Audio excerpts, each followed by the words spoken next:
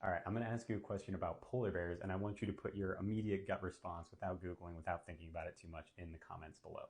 Do polar bears have blubber? While you're at it, I might ask you the same for sea otters. Do you think sea otters have blubber? So I worked as a fact checker in the wildlife film industry over the last year. So if you ever watch something like Planet Earth with David Attenborough and you're just getting hit with fact after fact, very soothingly by David, throughout the program, somebody had to check those facts.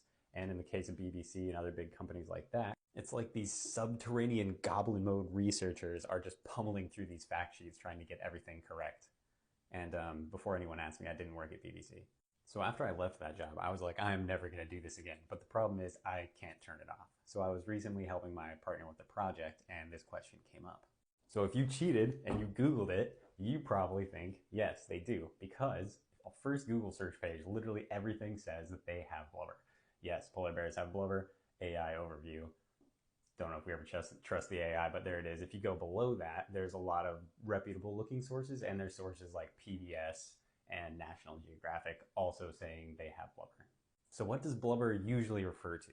It usually means the layer of adipose tissue, the specialized layer of fat that marine mammals like cetaceans and pinnipeds have to keep them warm.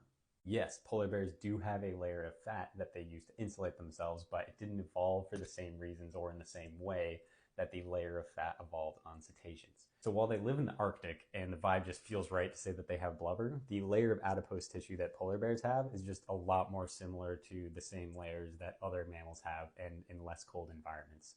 So if we said polar bears have blubber, we probably should just say that anyone that has a layer of adipose tissue has blubber, which would make a ton of sense. So the bonus fact, sea otters, while fully marine mammals, they're not pinnipeds and they're not cetaceans. They do have layers of fat to help keep them warm, but they aren't super similar to the layers that we call blubber. They do have hella dope fur though that keeps them super warm. Also, I left out sirenians, like things like manatees and dugongs. They also technically have blubber. So anyway, if you still want to say that polar bears have blubber, there are a lot of folks on your side. If you want to get really technical about it and share the same opinion as maybe like a handful of polar bear researchers, it's not the most specific and accurate thing to say. Anyway, you might see it on TV, you might not. I don't know why I made this video, but I hope you enjoyed it, and maybe it'll change the way you think about blubber, I guess, or something. I don't know.